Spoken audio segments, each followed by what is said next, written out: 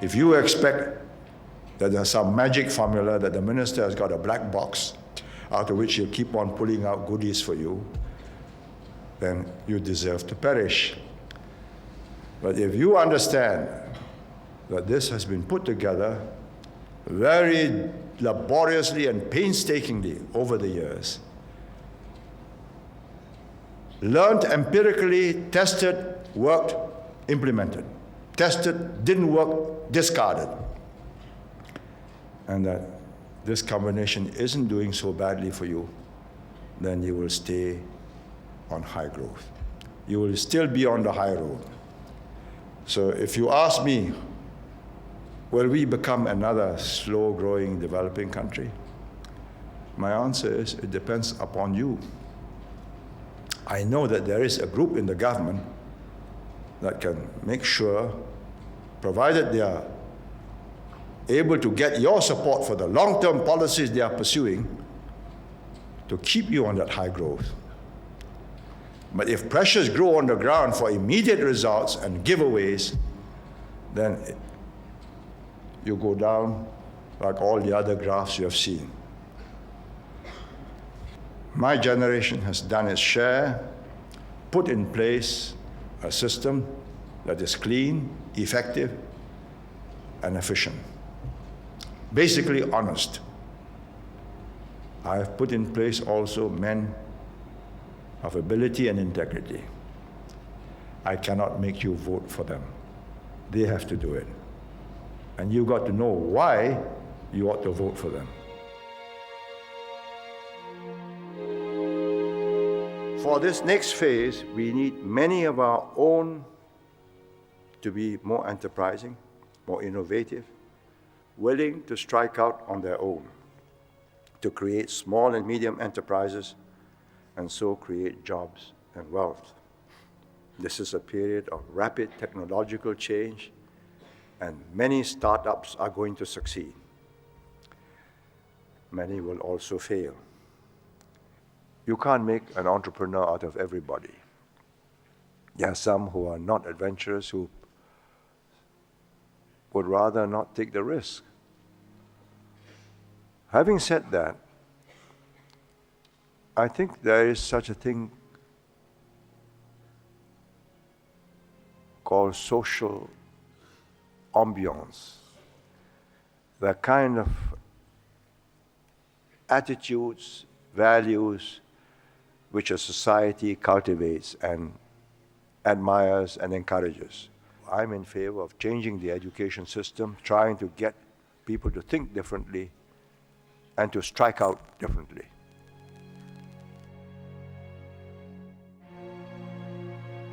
What will affect your generation's lives more profoundly than any other factor is the increasing speed of scientific and technological change.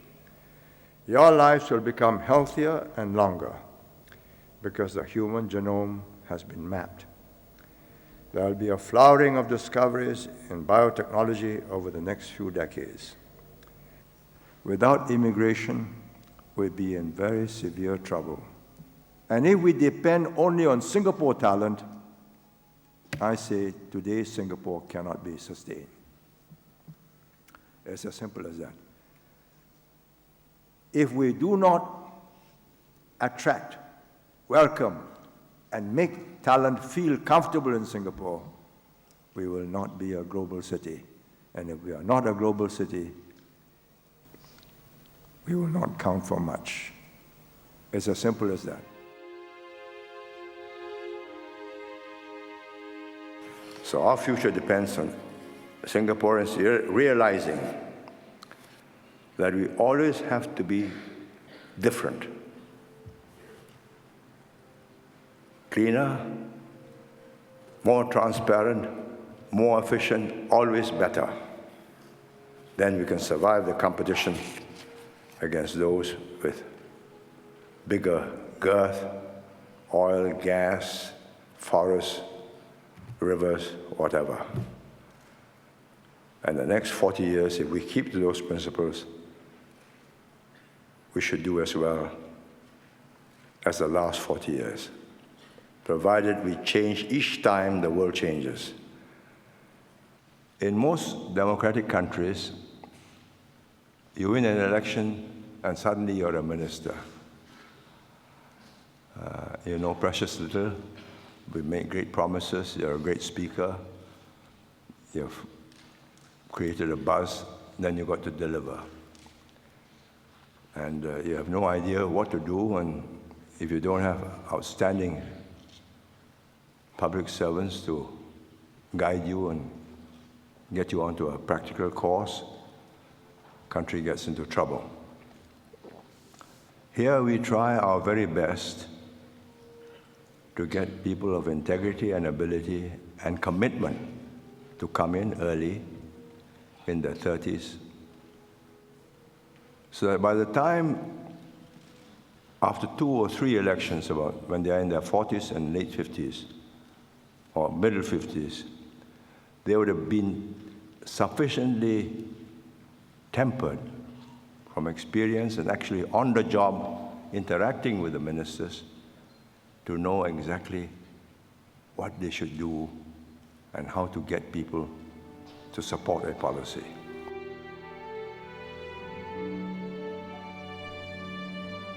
How old are you now? I'm 27 this year. You are? 27. Are you married? No. You are doing a PhD? You are doing a PhD? Yes. Yeah. Well, when will you finish your PhD? In another 2 years. So you'll be 29. Have you got a boyfriend?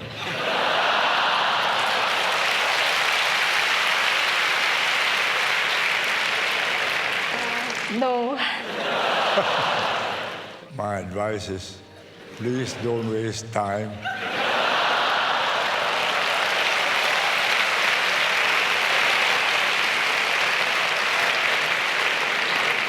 It's more important and more satisfying than your PhD. But good luck to you. I hope you get your PhD and your boyfriend. To maintain the kind of growth, the kind of uplift of not just the material well-being of the population, but also its cultural standards and its civilized way of living. My worry about the future is whether we'll have the same national solidarity, that same desire to increase educational levels, increase performance, and having the best people in the best jobs, or holding the most important jobs.